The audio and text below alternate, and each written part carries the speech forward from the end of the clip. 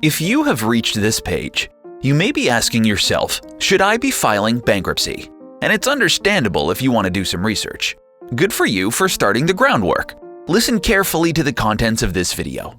It may save you time, money, and a lot of unnecessary hassle.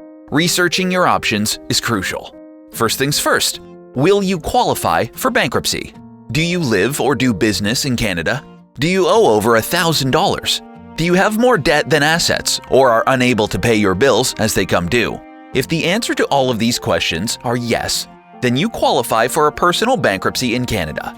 However, it's always a unique set of life conditions that bring a person to a point of considering bankruptcy. Some of the most common reasons are a sudden and/or unexpected loss of income. This may be due to health issues, job loss, or death of a spouse. Your efforts to reduce your debt load has failed, and the amount owed is climbing. You are using credit cards to pay for gas and groceries because of lack of cash. The stress of the debt load is affecting your quality of life or even health. You have reached a borrowing limit, a sure sign that credit has finally run out. So, the next question you should probably ask is, why would I choose bankruptcy? Here are the 3 main benefits of a personal bankruptcy. Number 1. Legal protection. When you file for bankruptcy, all actions against you stop: lawsuits, collections, and most wage garnishments. Number 2. Agreement with creditors. The Bankruptcy and Insolvency Act is the legal authority that allows you to eliminate your debts in a transparent and orderly way. It gives rights and fair treatment to both you and your creditors. Number 3. All unsecured debts, with a few exceptions, are cleared, including credit card debt, lines of credit, unpaid bills, and payday loans.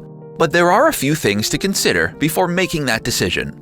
If you have a good income, you will be expected to make surplus income payments. Bankruptcy will not solve an overspending problem. Some of your assets that don't fall within the exemptions may be seized.